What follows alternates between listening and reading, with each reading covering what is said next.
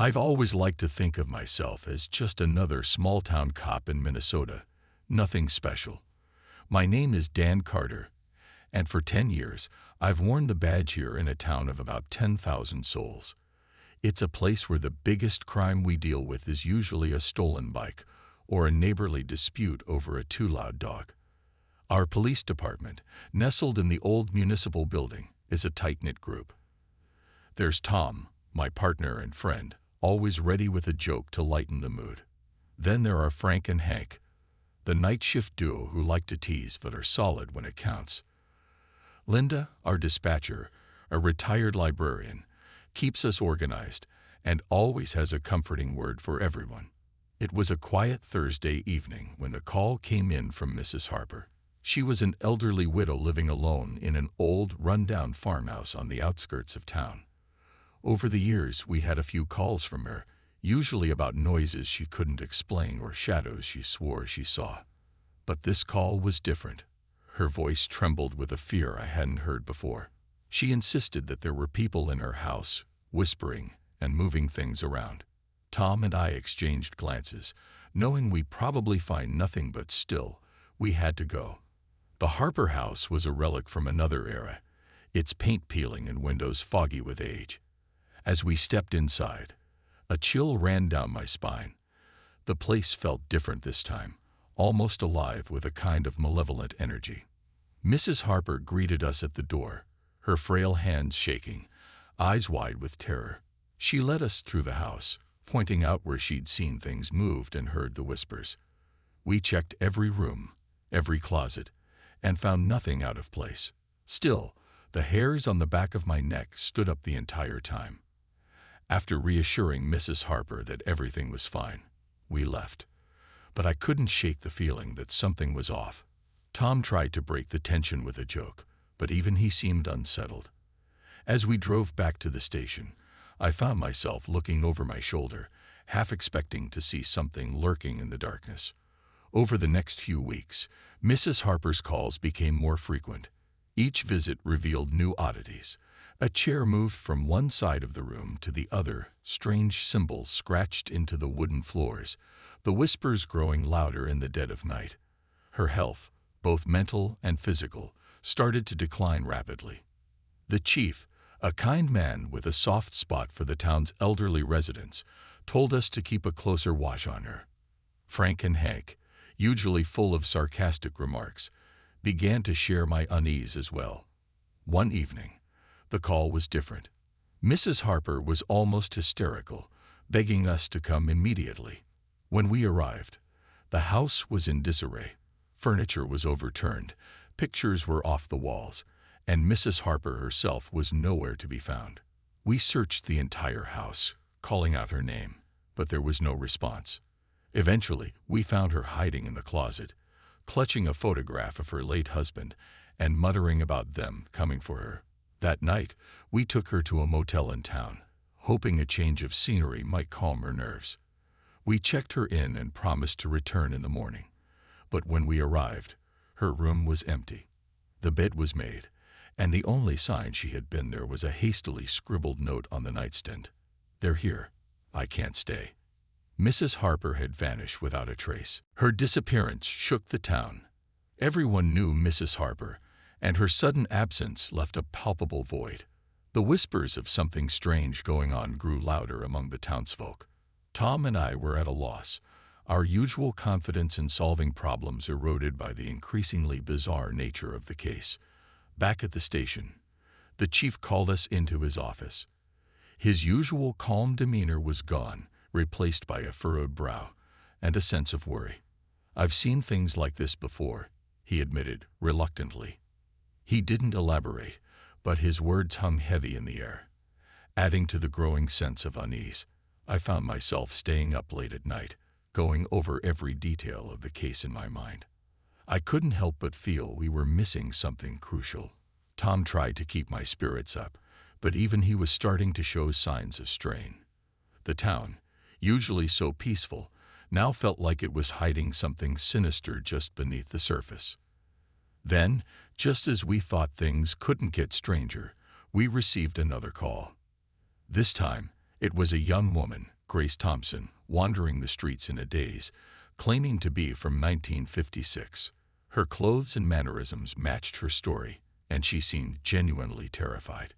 We brought her to the station, hoping to get some answers, but within hours, she too vanished without a trace. The disappearance of Mrs. Harper and Grace Thompson left us reeling. It felt like we were caught in a nightmare with no way out. The chief, now visibly scared, suggested we take a step back, but I couldn't shake the feeling that this was just the beginning. Whatever was happening in our small town was far from over, and I feared the worst was yet to come. The disappearance of Mrs. Harper and Grace Thompson hung over us like a dark cloud. Each day, the town seemed to grow quieter, more tense.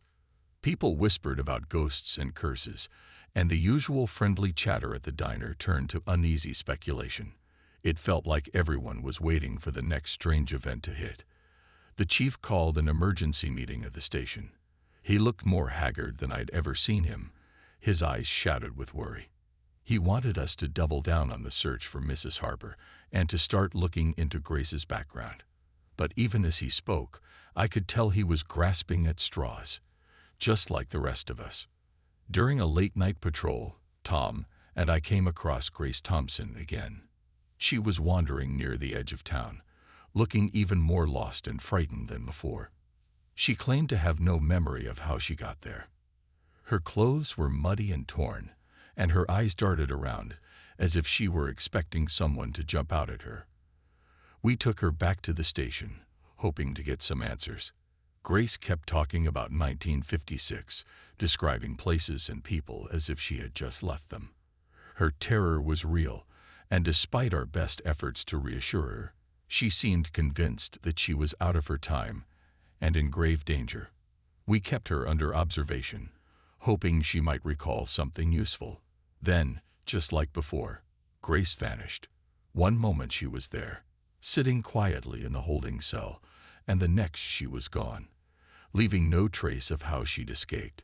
The chief, already on edge, nearly lost it. He was sure there was something more sinister at play, and his fear only heightened our own. Not long after Grace's second disappearance, we were called to the Miller residence. The scene that awaited us was nothing short of a nightmare. The house looked like it had been hit by a tornado. Furniture was smashed, windows shattered, and the front door hung on its hinges. The Miller family was nowhere to be found, but the signs of a violent struggle were everywhere. The backyard held an even more disturbing sight. In the middle of the lawn was a large circle of scorched earth, as if something had landed or exploded there. The ground was blackened and cracked, and the air smelled faintly of burning metal. It was unlike anything we'd ever seen, and it sent chills down my spine. As we searched the house, we found more strange evidence. Melted doorknobs and warped metal fixtures suggested an intense heat had been present. The family dog lay dead in the kitchen, no visible wounds but a look of sheer terror frozen on its face. The whole scene felt otherworldly, as if we'd stepped into a horror movie. Amidst the chaos, we found Sam Miller, the 14-year-old son, hiding in a crawlspace. He was in shock, his eyes wide and unfocused. When we managed to coax him out, he told us a story that sounded like pure fantasy. His family had been taken by sky people. He showed us a strange mark on his arm, a burn-like symbol that none of us could identify. The involvement of the mysterious men in black suits came soon after. They arrived at the scene with an authority that demanded compliance. They claimed to be with the government and took Sam away without further explanation, leaving us with more questions than answers. The chief's decision to let them take Sam without a fight was a clear sign that he knew more than he was saying. The town was now in a full-blown panic. People started locking their doors at night, peering out their windows at every strange sound. The usual sense of community and safety was shattered, replaced by fear and suspicion. Tom and I were exhausted, running on adrenaline and the desperate need to find answers. One evening, as I sat in the station reviewing old case files, I couldn't help but feel a growing sense of dread. It was as if we were dealing with forces beyond our understanding, and every step forward seemed to lead us deeper into a maze of terror and confusion. The chief's cryptic warnings echoed in my mind, and I began to question whether we were truly prepared for what we might uncover. The fear of the unknown was starting to take its toll on me. Nights were filled with restless sleep and disturbing dreams. Every time I closed my eyes, I saw Mrs. Harper's terrified face, Grace's haunted eyes, and the scorched earth of the miller's backyard. It was becoming harder to keep the professional facade, to push down the fear and keep moving forward. But through it all, Tom remained my rock. His unwavering support and calm demeanor were the only things keeping me grounded. Together, we vowed to get to the bottom of these mysteries, no matter the cost. The safety of our town depended on it, and we weren't about to let fear win. As the days turned into weeks, the weight of the unsolved mysteries began to press heavily on my shoulders. The town seemed to shrink under the oppressive cloud of fear that hung over it. Every resident now lived in a state of heightened alertness, their lives disrupted by the inexplicable events that had shattered our sense of normalcy. The once peaceful streets of our small Minnesota town now felt like the backdrop of a horror story. At the police station, things were no better. The stress was palpable among the officers. Linda, our dispatcher, who had always been a source of calm and comfort, suddenly passed away. It was natural causes, they said, but her death added to the growing sense of unease. Sarah, her replacement, was young and eager, but even she couldn't hide her nervousness in the face of the bizarre occurrences we were dealing with. I found myself spending long hours at the station, going over every detail of the cases, trying to find something, anything, that might lead to a breakthrough. The files on Mrs. Harper, Grace Thompson, and the Miller family were spread out across my desk, like pieces of a nightmarish puzzle that refused to come together.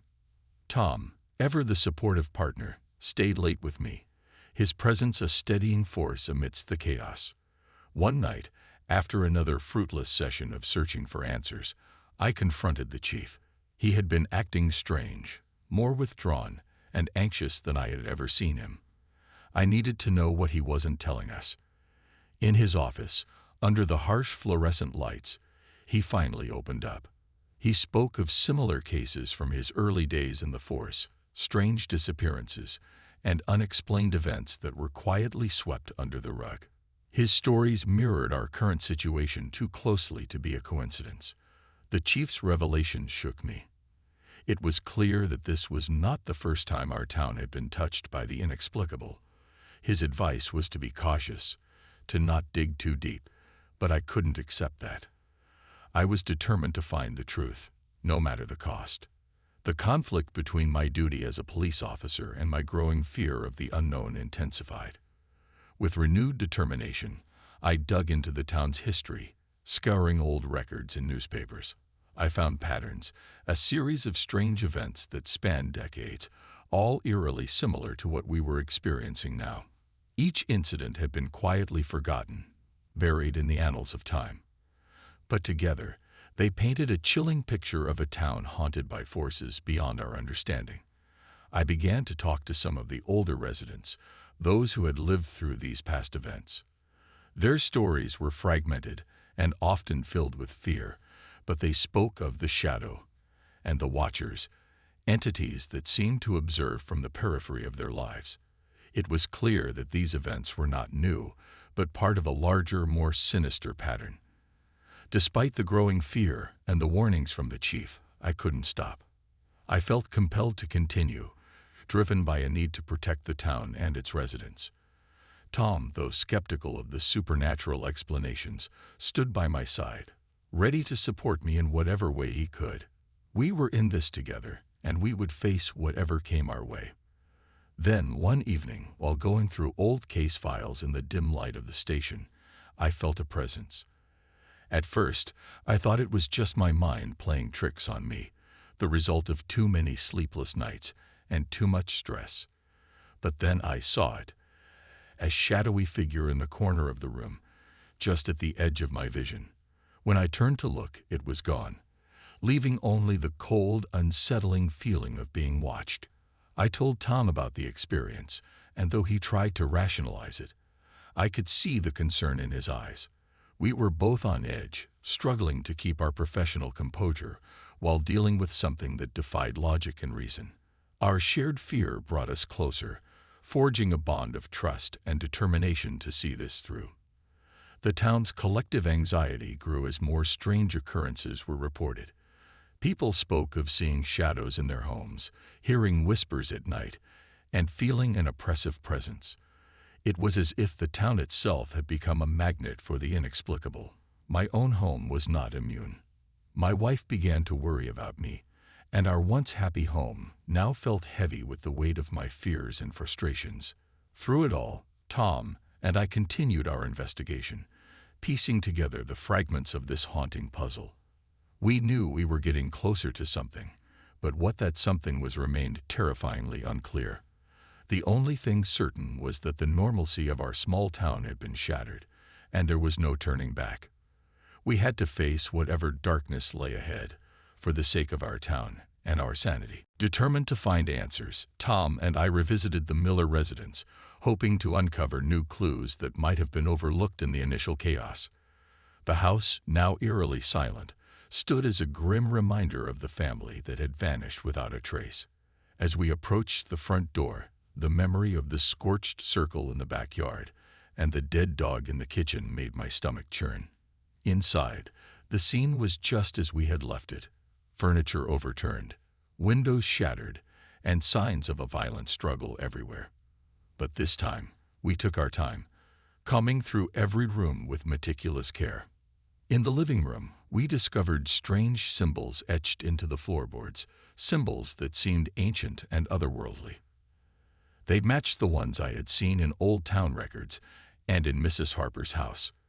The connection between these cases was becoming clearer, yet more disturbing. We found more documents hidden in the house, indicating that the Millers had been researching local legends and supernatural phenomena. Their notes mentioned the Watchers and referenced obscure texts that suggested the town had been a focal point for strange occurrences for centuries. It was as if the Millers had known something was coming, and they had been trying to prepare. The next day, the mysterious men in black suits reappeared.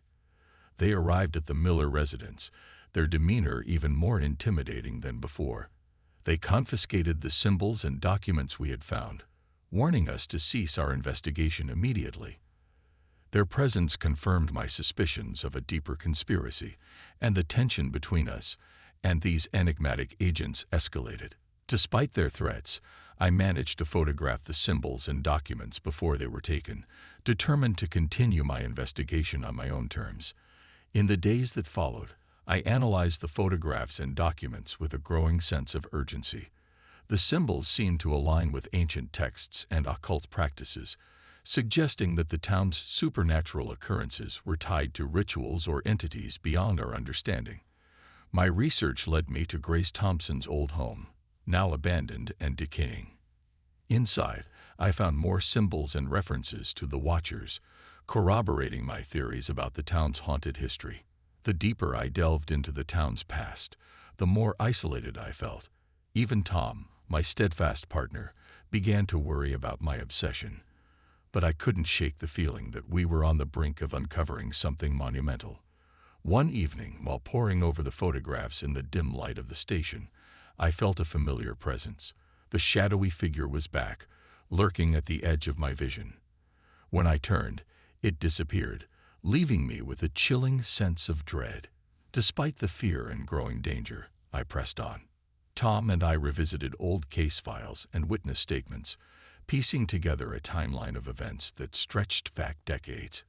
Each case pointed to the same mysterious entities and unexplained phenomena.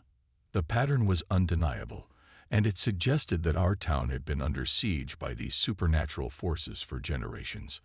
Our investigation led us back to Mrs. Harper's farmhouse. Now abandoned and overgrown, the house was a shell of its former self. Inside, we found her diary, filled with entries about her terrifying experiences and her belief that she was being watched by unseen forces. The diary provided valuable insights into Mrs. Harper's final days and her growing paranoia. It also hinted at a hidden room in the house, which we eventually discovered, containing more symbols and artifacts linked to the town's dark history. The discovery of the hidden room felt like a breakthrough. Inside, we found relics and documents that painted a grim picture of the town's past. It became clear that these entities, the Watchers, had been influencing events in our town for decades, if not centuries. The artifacts suggested a link to ancient rituals designed to summon or control these beings. The implications were staggering, and I realized we were dealing with forces far beyond our understanding. As we continued our investigation, we faced increasing interference from the men in black suits. They seemed determined to obstruct our efforts, confiscating evidence and intimidating witnesses. Their presence only fueled our determination to uncover the truth. We began to operate in secret, sharing our findings with a select few who we trusted implicitly. The town's collective anxiety grew as more strange occurrences were reported. People spoke of seeing shadows in their homes, hearing whispers at night, and feeling an oppressive presence. It was as if the town itself had become a magnet for the inexplicable. My own home was not immune. My wife began to worry about me, and our once happy home now felt heavy with the weight of my fears and frustrations. Through it all, Tom remained my rock. His unwavering support and calm demeanor were the only things keeping me grounded. Together, we vowed to get to the bottom of these mysteries, no matter the cost. The safety of our town depended on it, and we weren't about to let fear win. The fear of the unknown was starting to take its toll on me. Nights were filled with restless sleep and disturbing dreams. Every time I closed my eyes, I saw Mrs. Harper's terrified face, Grace's haunted eyes, and the scorched earth of the Miller's backyard. It was becoming harder to keep the professional facade, to push down the fear and keep moving forward. But through it all, Tom and I continued our investigation, piecing together the fragments of this haunting puzzle. We knew we were getting closer to something, but what that something was remained terrifyingly unclear. The only thing certain was that the normalcy of our small town had been shattered, and there was no turning back. We had to face whatever darkness lay ahead, for the sake of our town and our sanity. With Tom's support, we dove deeper into the murky history of our town, connecting the dots that spanned decades of strange occurrences. Each old case file we opened, each witness statement we revisited, seemed to draw us closer to a truth we could scarcely comprehend. The pattern of events was undeniable now, all pointing to a shadowy presence that had been lurking in our midst for generations. Determined to uncover more, we made another visit to Mrs. Harper's farmhouse, now abandoned and forgotten. The house was a ghost of its former self, overgrown and decaying. As we stepped inside, the air was thick with an oppressive silence. In the dim light filtering through the grime-covered windows, we found her old diary, tucked away in a corner of her cluttered attic. Mrs. Harper's diary was a treasure trove of information.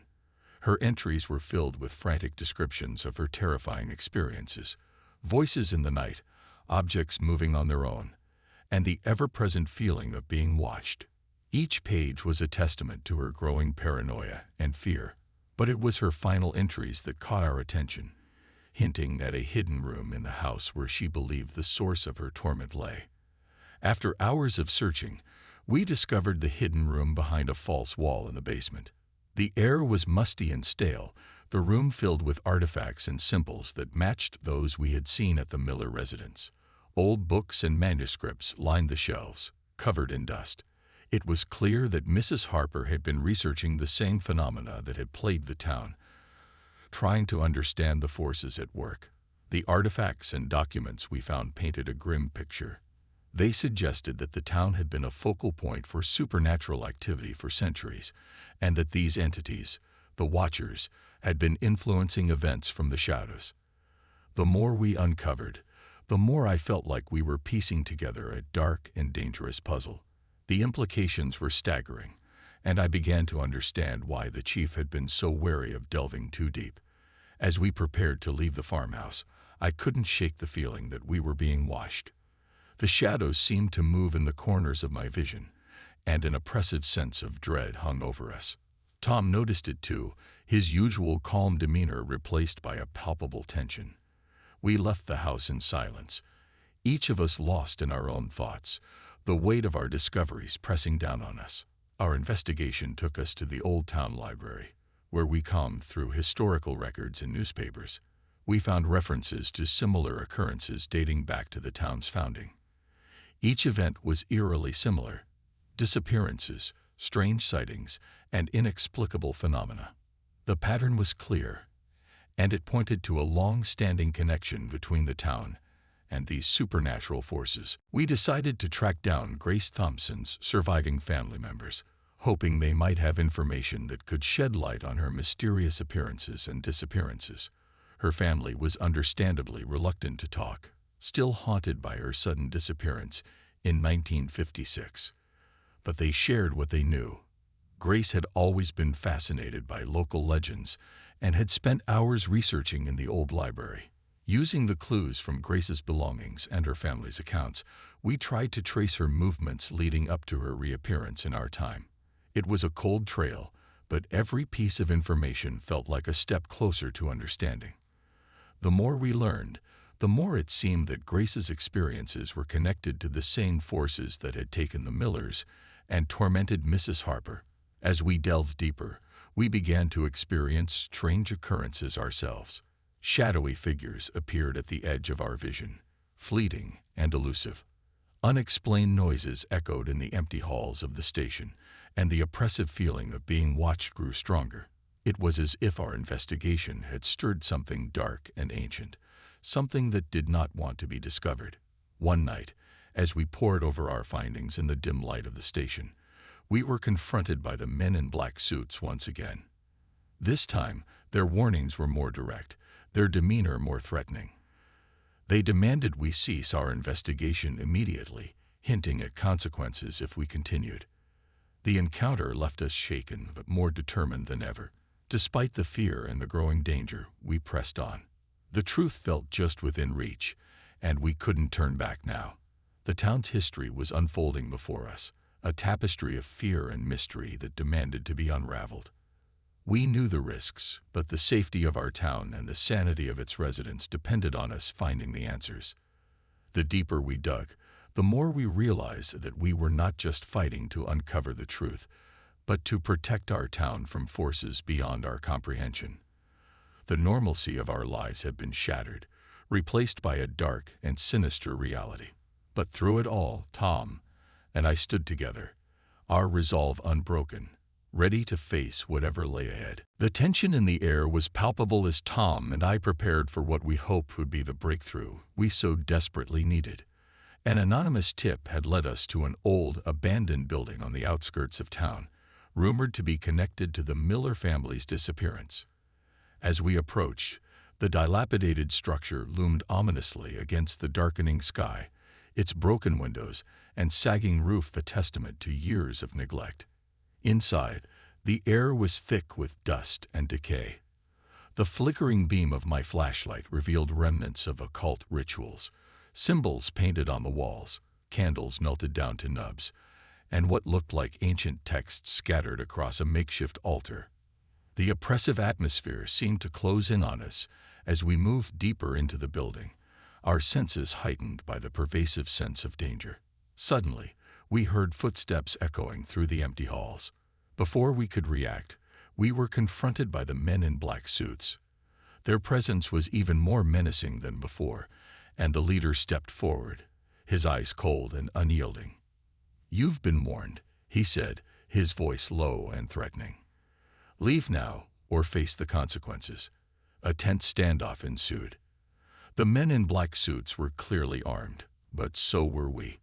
The air crackled with the potential for violence, each side waiting for the other to make a move. The situation escalated quickly, with threats and demands exchanged in heated whispers. In the chaos, a struggle broke out. Shots were fired, and the sound of gunfire echoed through the building. Tom and I fought desperately, fueled by a mix of fear and determination. The confrontation was brutal, and by the end, we were battered and bruised, but alive. The men in black suits, however, had fled, leaving behind a trail of blood and the eerie silence of the aftermath. We gathered what evidence we could, our hands shaking from the adrenaline. In the aftermath, we managed to retrieve crucial evidence: photographs, documents, and artifacts that linked the supernatural occurrences to a long-standing conspiracy involving powerful unseen forces. The symbols and texts we found confirmed our worst fears. The town was the epicenter of an ancient ritual designed to summon and control entities from beyond our understanding. With the evidence in hand, we returned to the station. The chief, visibly shaken by our findings, finally admitted the full extent of his knowledge. He had known about the secret organization, known about their attempts to summon these entities, but had been powerless to stop them. His fear and regret were palpable as he urged us to go public with the information, despite the risks involved. Armed with our evidence, we approached the media and government officials, exposing the truth about the supernatural occurrences and the men in black suits. The response was mixed: disbelief, fear, and anger. The town was thrust into the spotlight, with investigators, journalists, and curious onlookers descending upon us. The attention brought both relief and new challenges as we navigated the aftermath of our revelations. Despite the chaos, I felt a sense of vindication and hope. The fight was far from over, but we had taken the first step towards uncovering the truth and protecting our town. The town began to heal, slowly but surely. The police department underwent changes, with new protocols and resources dedicated to investigating and combating supernatural occurrences. Hank stepped up as the new chief, bringing a fresh perspective and determination to protect the town. Sarah proved to be an invaluable asset as the new dispatcher, helping to coordinate efforts and keep morale high. Tom and I reflected on our journey, the bonds we had formed, and the challenges we had overcome. Our experiences had changed us, making us more resilient and determined to face whatever came next. The men in black suits were still out there, and we remained vigilant, knowing they could strike again at any moment. Our efforts to uncover the full extent of the conspiracy and protect our town continued. The fear of the unknown still lingered, but we had found strength in each other and in our community. Nights were still filled with restless sleep and disturbing dreams, but the knowledge that we had taken the first steps towards understanding and combating the supernatural forces gave us a renewed sense of purpose. As I contemplated my future in law enforcement, I realized that leaving wasn't an option. My duty to protect and serve my town was stronger than my fear. The experiences had given me a new sense of purpose and determination. The town's story wasn't over, and neither was mine. We had taken the first steps towards uncovering the truth and protecting our town from the unseen forces that threatened it. With a sense of hope and resolve, I looked to the future, knowing that together we could face whatever came our way and protect our town from the unseen forces that threatened it. With the truth exposed, our small town began the slow process of healing. The revelation of the supernatural forces at play and the involvement of a secretive organization had shaken the foundations of our community, but it also brought a sense of unity. We were no longer isolated in our fear and confusion. We had faced the unknown together and survived. The police department underwent significant changes. Hank, now the new chief, brought a renewed sense of purpose and determination to our efforts. He was a competent leader, and his fresh perspective was exactly what we needed. New protocols were established, and additional resources were allocated to investigate and combat the supernatural occurrences that had plagued us. Sarah, the new dispatcher, quickly proved to be an invaluable asset. Her efficiency and calm demeanor helped to keep the station running smoothly, even in the face of ongoing strangeness. Despite the progress, the lingering effects of the supernatural events were still felt throughout the town. People were more cautious, more aware of their surroundings. There was a collective understanding that we were dealing with forces beyond our comprehension, and while we had made strides in uncovering the truth, the fight was far from over. The men in black suits remained a constant threat, their presence a reminder that our victory was not yet complete. Tom and I took time to reflect on our journey. The experiences we had shared had forged an unbreakable bond between us. We had faced our fears head-on, navigating the horrors that had upended our lives. It was a journey that had changed us profoundly, making us more resilient and determined to protect our town. We knew that as long as we stood together, we could face whatever came our way. One of our immediate challenges was dealing with the influx of investigators, journalists, and curious onlookers who had descended upon our town. The media attention was a double-edged sword. On one hand, it brought much-needed resources and scrutiny to our plight. On the other, it disrupted the fragile sense of normalcy we were trying to rebuild. We worked tirelessly to manage the situation, balancing the need for transparency with the need to protect our community from further harm. As the dust began to settle, I found myself contemplating my future in law enforcement.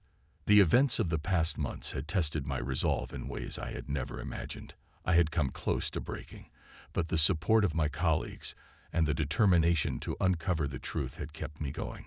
Now, with the immediate crisis behind us, I felt a renewed sense of purpose.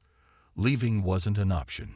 My duty to protect and serve my town was stronger than ever.